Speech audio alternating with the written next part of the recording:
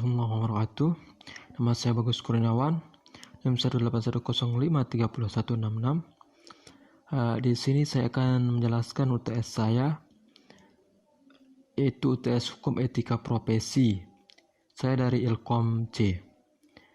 Di mana langsung saja di soal yang pertama. Jelaskan rumusan masalah, pembahasan dan kesimpulan makalah yang saudara buat.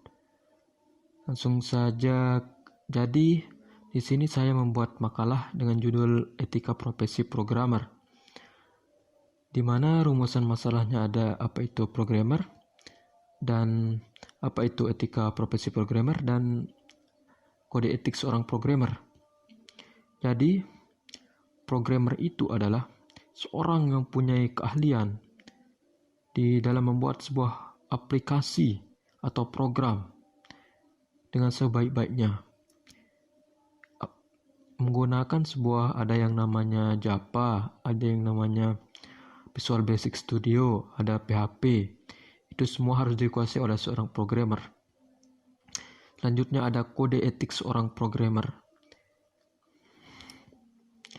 Jadi ada beberapa kode etik yang harus dipunyai oleh seorang programmer.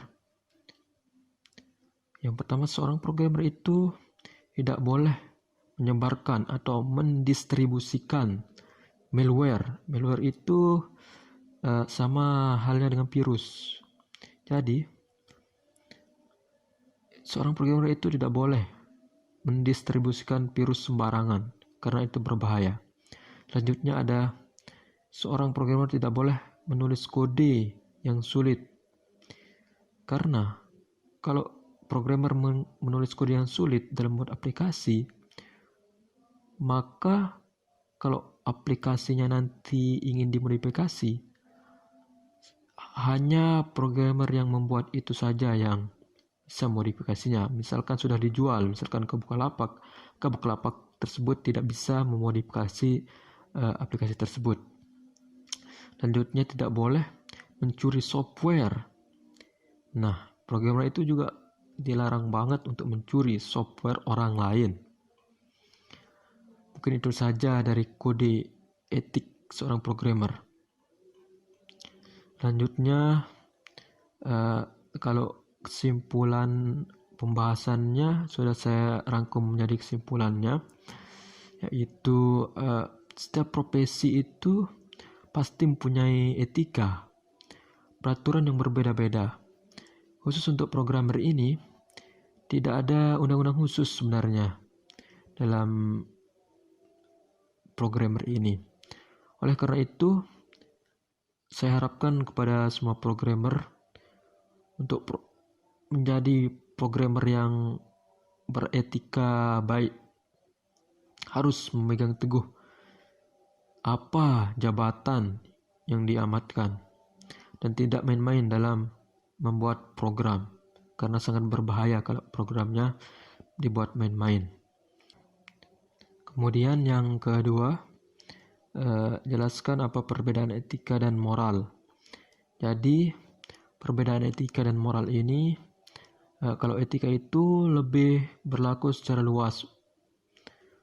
Jadi etika ini berlaku secara luas untuk menilai baik dan buruknya suatu hal atau seseorang. Sedangkan kalau moral itu berlaku secara personal untuk mengetahui suatu hal yang baik atau buruknya.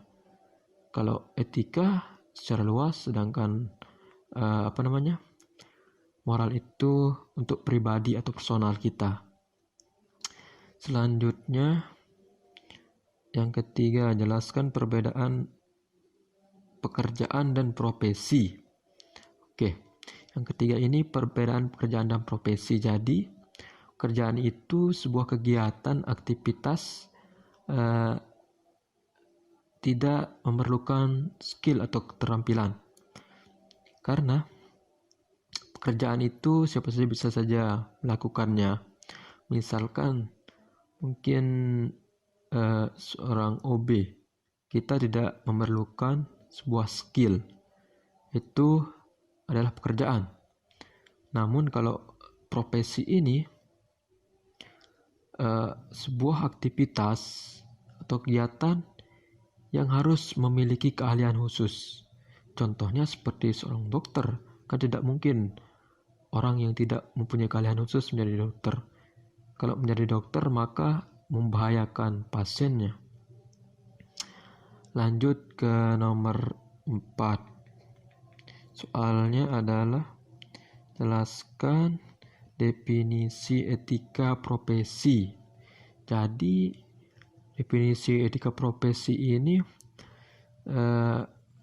etika sosial dalam khusus memiliki tugas serta juga tanggung jawab kepada ilmu dan profesi yang disanding kita. Jadi etika profesi ini kita diharuskan bertanggung jawab dalam profesi yang kita jalani. Selanjutnya yang kelima, dalam etika profesi terdapat 3 prinsip. Ada tanggung jawab, ada keadilan, ada otonomi. Yang pertama tanggung jawab ini maksudnya adalah kita harus tanggung jawab terhadap apa yang kita kerjakan. Misalnya kita seorang programmer, kita harus bertanggung jawab. Yang kedua ada prinsip keadilan. Jadi prinsip keadilan itu misalkan kita menjadi seorang dokter, kita harus adil kepada semua pasien kita, baik itu cantik atau jelek, kita harus pelayanannya sama rata pelayanannya. Yang ketiga ada prinsip otonomi. Prinsip otonomi ini sebuah jabatan di dalam perusahaan ini berarti Anda memiliki wewenang dan kebebasan dalam menjalankan pekerjaan tertentu. Tentunya wewenang dan kebebasan itu harus dijalankan sesuai dengan kode etik yang seperti saya jelaskan tadi, yang dimiliki oleh kita sebagai seorang profesional. Mungkin itu saja penjelasan dari saya.